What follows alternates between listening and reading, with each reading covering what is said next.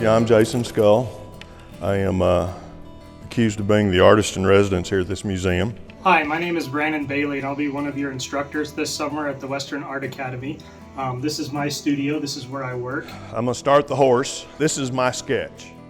This is like my thumbnail sketch for what I'm gonna be doing at a larger scale. I'm gonna start drawing here, and we'll talk about this in class about how important the drawing aspect is. Without a good foundation, it's hard to have a good product.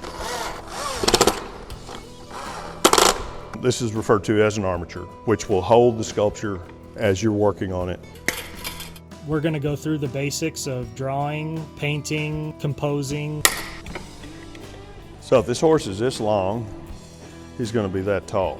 One of the main things that I did was I wanted to get my lights established and my darks established. So be thinking about that. That's one thing we'll talk about is the values, darks and lights. Yeah, this is kind of like magic to me, this whole deal. Making art in general is kind of like magic. From whence does it come? These are going to be my legs. Here I'm working with the pelvis.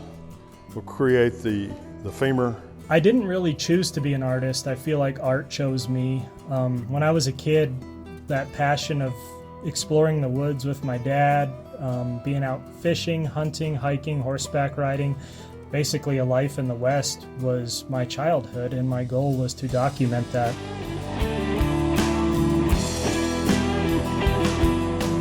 You know, sculpting is in many ways like drawing in 3 dimensions. You're always looking for that edge or that line that defines the shape. I'm defining shapes and volumes so I can find low spots and high spots. I'm trying to get that shape of that rib cage knocked in there where I want it, and also define the shape of the hindquarters. So as I find myself maturing as an artist, what really inspires me is the technical aspect of painting. Finding that technical aspect has been a fun challenge to try to marry that with the subject matter that I portray. If you don't know your subject, why are you doing it? As one of my mentors told me once, he said the difference between greatness and mediocrity is observation. One thing you have to learn how to do is you have to learn how to see. When you're starting, it just seems like an insurmountable task, and you just keep adding to that knowledge base, building on that. When other people see my work, I hope they see my life on canvas, my soul on canvas. I find myself recently getting into more historical pieces, and I myself am half Native American, and so my subject matter has really been some historical aspects of Native American life, and I hope that passion comes through to people that view my work. Leading the herd.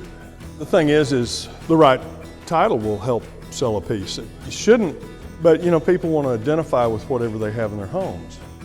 It enhances and enriches someone's life. I mean, it's just, what can be wrong with that?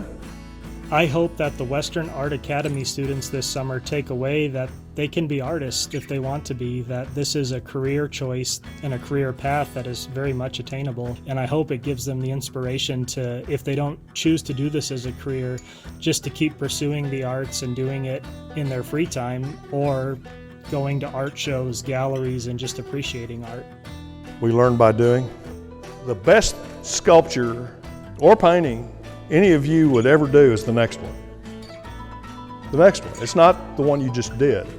I think there's got to be enough emotion imbued in something that, you know, if it's a rendering of a horse or anything, if it has no heart to it, then it's just a lifeless thing. And I think that's the secret to any art, is trying to bring life to what you're working on.